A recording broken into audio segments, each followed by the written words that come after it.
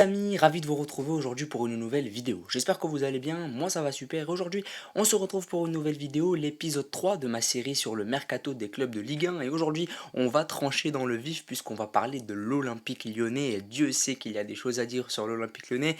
Hier sur Lorient, c'était une vidéo plutôt simpliste. Avant-hier sur Rennes également, où on revenait globalement sur le mercato. Mais là, on va revenir sur des choses un peu plus administratives puisque Lyon est dans une sacrée galère sur ce mercato et n'a pas vraiment de marge de manœuvre au niveau de ses achats et de ses ventes. Et donc on va un peu revenir là-dessus. Et évidemment que là, ça va être vraiment un gros dossier que l'on va traiter.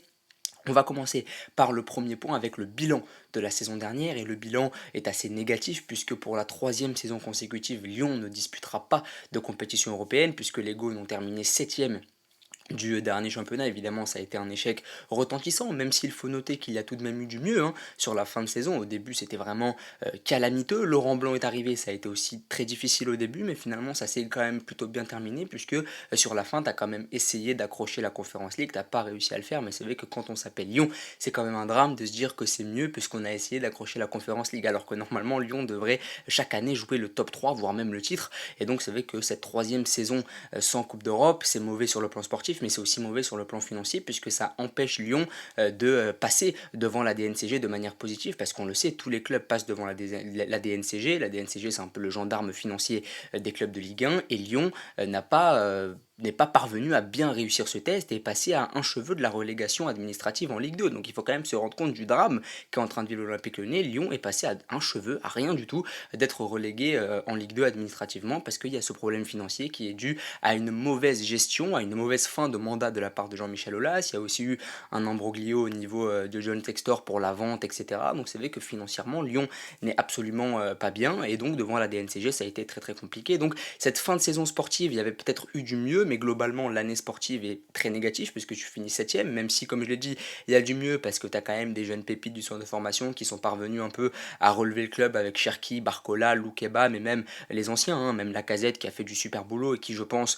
est le grand artisan du fait que Lyon fasse top 10 cette saison, parce que si Lacazette n'est pas là, je ne suis même pas sûr que Lyon fasse top 10, mais en tout cas, ce qu'on retient, c'est qu'il va y avoir un certain encadrement de la masse salariale, il va y avoir un plafond au niveau des transferts, c'est-à-dire que Lyon n'a pas vraiment de marge de manœuvre. Je sais qu'il n'y a que 25 millions d'euros de transferts, et donc Lyon va devoir vendre, parce qu'avec 25 millions, aujourd'hui, tu ne fais plus rien, tu ne recrutes plus personne lorsque tu as un club comme l'Olympique Lyonnais quand tu n'as que 25 millions, et donc Aulas, avant de quitter le club, avait promis que Lyon allait vendre pour au moins 100 millions, en cochant des noms comme Toko Ekambi, Loukeba, Barcola, et il avait promis que avec ça, il ferait 100 millions et que ça permettrait à Lyon de passer devant la DNCG. Or, on se rend compte que les 100 millions, ça n'a pas du tout été rempli, personne n'est parti, ils sont pas parvenus à vendre Loukeba, ils sont pas parvenus à vendre Barcola, et donc forcément, pour l'instant, ça commence à être très très compliqué sur sur le plan financier, et puis surtout, il y a eu le départ d'Olas, et ça, c'est pas du tout à négliger. Certes, Olas, sur la fin de son mandat, c'était plutôt négatif, et beaucoup attendaient son départ, mais c'est vrai que au niveau émotionnel, au niveau affectif, pour les supporters de l'Olympique Lyonnais, ça marquait une page qui se tourne, et en plus du fait que leur club soit sur de mauvais rails, de voir leur président partir, ça a dû encore plus leur faire mal, et je pense qu'au niveau de la charge émotionnelle, pour certains supporters, ça doit pas être facile en ce moment d'assumer le départ de leur président, et en plus la mauvaise forme du club, même s'il y a un lien de corrélation entre les deux, évidemment. Au niveau du mercato, on va maintenant parler des arrivées, et au niveau des arrivées, c'est quand même assez léger, parce qu'on se rend compte que l'Olympique Lyonnais, finalement, n'est plus aussi attractif qu'avant, n'arrive plus à attirer autant de joueurs qu'avant, il n'y a que deux recrues, il y a Skelly Alvaro, 21 millions d'euros, que tu as pris, 21 ans, pardon, que tu as pris à 4 millions d'euros du côté de Sochaux en Ligue 2, qui est un milieu de terrain plutôt intéressant, un grand milieu de terrain par la taille, qui me fait un peu penser à Kefren Turam au niveau du profil, donc pour l'avenir, là aussi, tu as pris un joueur qui a pas mal de qualité et que tu pourras revendre sur les prochaines saisons, donc un bon milieu de terrain de Ligue 2, un Français que tu pourras faire progresser l'année prochaine en Ligue 1, c'est un peu du même style que le transfert de Le Ponant, que tu avais pris l'année dernière du côté de Caen, il me semble. Donc voilà, là aussi Lyon perpétue un peu cette tradition d'aller chercher des jeunes joueurs un peu ailleurs, en plus des jeunes qui disposent déjà au niveau du centre de formation. Mais voilà, c'est pas de l'acabit de Lyon. Lyon n'a pas l'habitude d'attirer seulement ces joueurs-là. Évidemment que Lyon attire les jeunes d'habitude, mais pas seulement des jeunes. Ils arrivent à attirer quand même des joueurs stars. Là, ça n'est pas le cas. Et puis la deuxième recrue, c'est Clinton Mata, un défenseur droit de 30 ans qui évoluait en Belgique du côté de Bruges, un international angolais qui n'a que 8 sélections depuis 2014, donc je ne sais pas où ils sont vraiment allés chercher ce joueur, même si beaucoup disent qu'il se satisfait plutôt sur cette pré-saison, qu'il affiche de bonnes choses, etc. Aller chercher un joueur de 30 ans pour je ne sais pas combien, 5 millions d'euros, qui n'a joué qu'en Belgique, qui est international angolais, mais à peine puisqu'il n'a que 8 sélections en 10 ans. Donc voilà, c'est un peu compliqué quand même ce mercato, et surtout qu'à ce poste-là, tu as déjà Saël Koumbedi qui est très bon et qui ne va faire que grandir sur les prochaines saisons. Donc voilà, il fallait une doublure au jeune Koumbedi, ils sont allés chercher ce joueur-là, pourquoi pas, mais bon, 5 millions, ça me paraît quand même beaucoup. Mais voilà, on voit globalement que Lyon pâtit du fait que les finances soient plutôt mauvaises, et finalement, tu que ces deux recrues, même si je le dis, Alvero, c'est très intéressant parce que c'est un jeune joueur qui va pouvoir grandir, etc., qui a affiché de belles choses en Ligue 2, il a fait une trentaine de matchs l'année dernière, et que Clinton Mata, il est là pour jouer la doublure de Koumbedi, donc on va pas forcément attendre de lui qu'il révolutionne le football la saison prochaine. Au niveau des départs, il y a le duo Aouar Dembélé dont tu as enfin réussi à te débarrasser, mais il y a quand même une certaine frustration quand on sait que Aouar et Dembélé, il y a encore 4-5 ans, c'était les joyaux de l'Olympique Lyonnais, c'était les joueurs qui, voilà, c'était Aouar qui était à la passe et Dembélé à la finition, et finalement les deux partent pour 0 €. Aouar du côté de la Roma, Dembélé n'a toujours pas trouvé de club à l'heure où je vous parle, mais en tout cas c'est très frustrant de se dire que Aouar, qui est un joyau du centre de formation, Dembélé, que tu as pris du côté du Celtic Glasgow, qui était un grand espoir du football français, qui était promis à un grand avenir dans un grand club de première ligue, finalement, tu tires 0 € des deux joueurs, donc c'est très frustrant, et là aussi, c'est un échec au niveau de la stratégie de vente. Boateng est parti, donc ça peut aussi faire du bien. Thiago Mendes est parti pour 4 millions du côté du Qatar, il me semble. Romain Fèvre, et ça c'est vraiment la grosse vente, tu as réussi à le vendre à 15 millions à Bournemouth, donc là tu as réussi à trouver un pigeon, mais quand on sait que les Anglais sont des pigeons, 15 millions pour un jeune joueur français comme Fèvre, c'est peut-être pas assez. Je pense que Lyon aurait quand même pu tirer peut-être 20, 25, mais bon, on va pas leur en vouloir. 15 millions, c'est quand même pas mal pour un joueur comme Fèvre. Et puis tu as Oscar, un jeune latéral que tu as réussi à vendre 5 millions. Là aussi, c'est pas négligeable, sachant que c'est un joueur dont tu absolument pas envie. Donc Lyon a quand même réussi à tirer une certaine somme de certains joueurs dont on ne s'attendait pas, parce que Oscar 5 millions, c'est quand même pas mal. Fèvre 15 millions, c'est quand même pas mal. Mendes, je pense que plus personne ne voulait de lui, puisque je l'ai pas trouvé vraiment très intéressant sur son passage à Lyon. Tu as quand même réussi à tirer une petite somme. Donc voilà, tu as quand même réussi à vendre, mais globalement, je suis très frustré pour l'Olympique Lyonnais quand on sait que Aouar et Dembélé partent librement, et le fait que tu n'aies pas réussi à les vendre au bon moment. Je pense que si tu avais réussi à mettre sur le marché des transferts Aouar et Dembélé il y a encore 2-3 ans, avant la fin de leur contrat, lorsqu'ils étaient à leur prime, tu aurais pu les vendre beaucoup plus cher, et évidemment que c'est très frustrant. Maintenant, on va parler des rumeurs, les différentes rumeurs qui secouent la capitale des Gaules, qui secouent l'Olympique Lyonnais. Il y a une rumeur d'arrivée avec Saba Sazonov, qui est un Géorgien qui a 21 ans, qui est défenseur central et qui évolue du côté du Dynamo Moscou. Donc là, ça peut être intéressant. C'est un défenseur très grand, longiligne, peu élégant, mais qui en tout cas sait mettre des taquets. Et ça, en Ligue 1, c'est très intéressant. Donc là aussi, Lyon va peut-être essayer de mettre la main sur lui, parce qu'il faut un éventuel remplaçant pour un potentiel départ de Loukeba. Donc là aussi, ça peut être pas mal. Mais là aussi, c'est un jeune Géorgien de 21 ans qui joue au Dynamo Moscou. Est-ce que Lyon ne peut pas viser mieux? Mais en l'état actuel des choses, Lyon ne peut pas viser mieux. Et évidemment qu'ils sont obligés d'aller se pencher sur ce genre de marché-là, le marché russe, parce que le marché anglais, le marché allemand, ça n'est pas à la portée de l'Olympique Lyonnais actuellement. Ils n'ont pas réussi à vendre Loukeba à Leipzig. Pourtant, Leipzig avait fait une offre de 25 millions. Je ne sais pas pourquoi ça ne s'est pas fait. Je pense que Lyon cherche quand même la surenchère, parce qu'il faut absolument vendre pour très cher. Et un joueur comme Loukeba, qui a un gros potentiel, qui est très coté sur le marché, je pense qu'ils vont vouloir faire monter les enchères. Barcola au PSG, évidemment. Ça, c'est la rumeur qui revient très souvent sur les dernières semaines du côté de l'Olympique Lyonnais. Je pense que l'Olympique Lyonnais va vraiment le vendre cet été, essayer de le faire partir, parce que j'ai pas l'impression que lui ait vraiment envie de partir, et j'ai pas l'impression que pour l'instant le PSG ne soit prêt à mettre une grosse somme. Mais Lyon va devoir en tirer plus de 50 millions, c'est absolument nécessaire, parce que l'année dernière par exemple tu vends Paqueta à West Ham, mais tu le vends à même pas 50 millions, et je pense que là pour Barcola ils vont devoir absolument faire monter les enchères, parce que c'est un jeune joueur qui a énormément de talent. Le PSG est un club français, donc Lyon va devoir faire monter les enchères, et je pense vraiment qu'ils peuvent tirer 50-60 millions, surtout si Mbappé vient à partir du côté du Real Madrid. Il y a la folle rumeur Ziyech qui est sur le départ de Chelsea, qui a raté sa visite médicale du côté d'Al Nasser. Là aussi, ça peut être pas mal. Si tu perds Cherki par exemple, c'est un peu le même profil, un gaucher plutôt technique.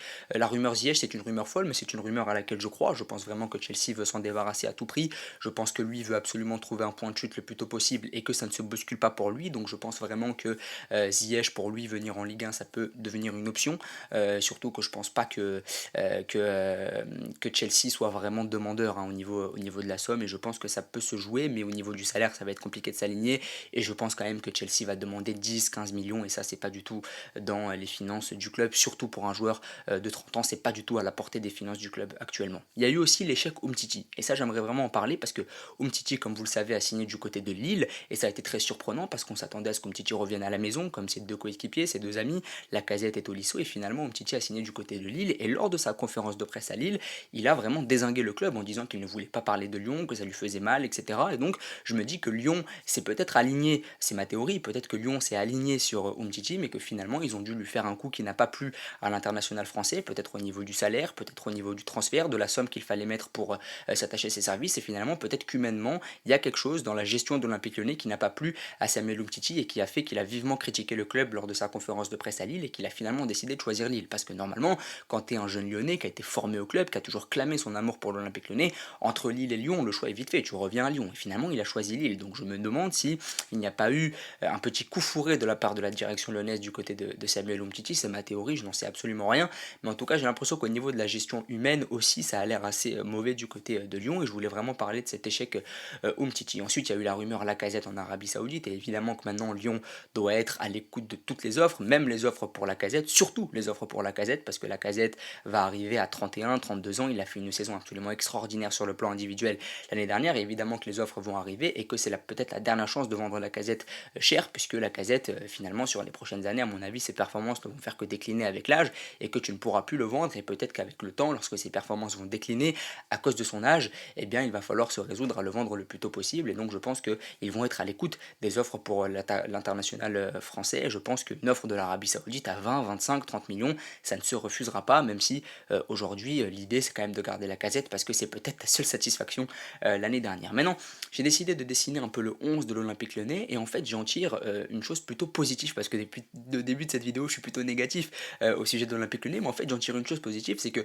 le fait que tu ne puisses pas beaucoup recruter, eh bien, ça va peut-être créer une certaine stabilité, ça va peut-être créer voilà, une certaine cohésion d'équipe qui va faire que Lyon va peut-être aller chercher le top 5. Je pense vraiment que le fait que Lyon change beaucoup de 11 régulièrement sur les dernières saisons, qu'il y ait beaucoup de turnover, etc., ça ne joue pas en la faveur du club. Et je pense vraiment que le fait que tu ne puisses pas recruter, ça entraîne aussi le fait que tu ne vas pas forcément beaucoup vendre, à part un ou deux joueurs, peut-être Barcola, Loukeba pour te faire un peu d'argent, mais le fait qu'il y ait un peu cette stabilité, ça va peut-être permettre à l'Olympique Lyonnais de garder la même équipe et de travailler peut-être plus sereinement. Le fait qu'il n'y ait pas un peu tous ces bruits sur le mercato, etc., des ventes, des achats, des départs, des arrivées, peut-être que ça va créer une certaine stabilité, une certaine sérénité au moment de préparer la saison.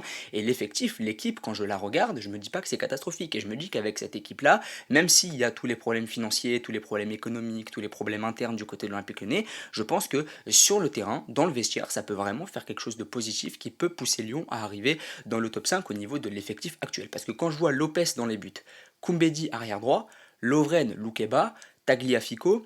Ensuite, je pense que tu peux installer Le Penant pour sa première saison en tant que titulaire. Je pense vraiment qu'il peut afficher son plein potentiel. Tolisso, Cacré. Et puis devant, si tu arrives à garder Cherki, Barcola et Lacazette, je pense vraiment que ce 11-là, ça fait un mélange de jeunes, d'expérience. Tu as quand même Lovren, tu as quand même Tagliafico, tu as quand même Lopez, Lacazette au niveau de l'expérience. Et puis chez les jeunes, tu as Cherki, Barcola, Le Penant. Si tous ces joueurs-là arrivent à rester et arrivent à s'accorder entre eux, ça peut vraiment être très intéressant. Tu as fait 7ème avec cette équipe-là. Je pense vraiment que si ils arrivent à travailler encore plus ensemble, à créer une certaine cohésion avec Laurent Blanc, etc., je pense vraiment que ça peut être très intéressant pour la saison prochaine et pourquoi pas faire un top 5. Encore faut-il garder Loukeba, encore faut-il garder Barcola, faut-il garder Cherki, Lacazette, le mercato au niveau des départs ne va pas être tendre du côté de Lyon et je pense que les offres vont vraiment beaucoup arriver sur le bureau de Textor et qu'il va devoir y réfléchir parce que financièrement c'est très compliqué, mais quand je vois ce 11 là, je vois un 11 qui est capable de faire top 5 et je pense vraiment que Lyon peut faire la saison prochaine 4ème, 5ème, 6ème de Ligue 1, ça ne me surprendrait pas parce que l'effectif est plutôt bon, même s'il y a tous les problèmes que l'on connaît actuellement. Et puis surtout, c'est dans la crise que les meilleurs clubs peuvent se révéler, que les meilleurs joueurs peuvent se révéler. Par exemple, je pense que Lyon peut se tourner vers son centre de formation. Il y a beaucoup de clubs comme ça dans l'histoire qui avaient énormément de problèmes financiers, de problèmes administratifs, etc., mais qui ont réussi à s'en sortir grâce à leurs jeunes. Et je pense que Loukeba, Barcola, Cherki, s'ils viennent à rester, peuvent vraiment sauver Lyon parce que c'est des jeunes du centre qui aiment le club et qui ont envie que le club se sortent un peu de la galère. Maintenant, on va parler du coach, Laurent Blanc. Laurent Blanc, ça a été très compliqué au début.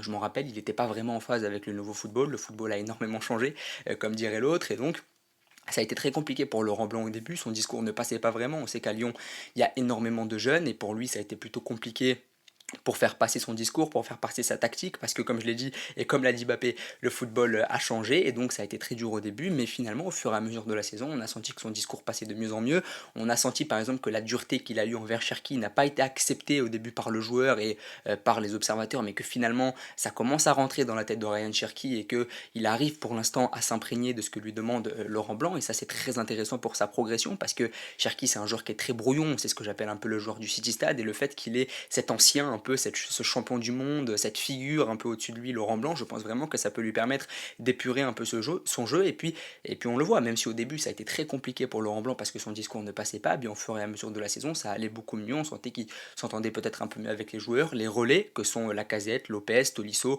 ont beaucoup aidé aussi. Et je pense vraiment que ça va de mieux en mieux. Mais j'ai pas l'impression qu'il va vraiment s'éterniser. J'ai pas l'impression qu'il soit vraiment passionné par ce qui se passe à l'Olympique Lyonnais. J'ai l'impression qu'il est un peu perdu, qu'il ne comprend pas vraiment les tenants et les aboutissants de la situation financière des Gaunes, et donc je pense qu'il sera plutôt amené à partir vers la fin de saison, peut-être vers janvier, février, parce que j'ai pas l'impression qu'il veuille vraiment s'inscrire sur un long terme, et j'ai pas l'impression que Textor ne veuille le garder non plus, même si pour l'instant il a d'autres chats à fouetter Textor, et que pour l'instant le dossier Laurent Blanc, je pense qu'il va essayer de le mettre un peu sous le tapis parce qu'il y a d'autres choses à gérer, mais je pense qu'au fur et à mesure de la saison, ça va être très compliqué pour Laurent Blanc de continuer dans ce contexte-là, et je pense qu'il va partir, même si je trouve quand même que sur la fin de saison, c'était quand même plutôt intéressant. Donc pour finir la vidéo, les objectifs de l'Olympique Lyonnais, quels sont-ils? Je pense que l'objectif doit, malgré tous les problèmes internes que connaît l'Olympique Lyonnais, je pense que l'objectif, ça doit quand même être le top 5, 4e, 5e, peut-être même un podium, parce qu'avec cet effectif-là, je pense vraiment qu'il y a quelque chose à tirer. Il y a évidemment beaucoup de problèmes, comme je l'ai dit, mais il y a aussi beaucoup de jeunesse, il y a aussi beaucoup de qualité, il y a aussi beaucoup de talent, et je pense vraiment qu'au fur et à mesure de la saison, ça peut s'améliorer. N'hésitez pas à me dire ce que vous en pensez, à vous abonner, à liker et à partager, et rendez-vous demain pour le 4e épisode.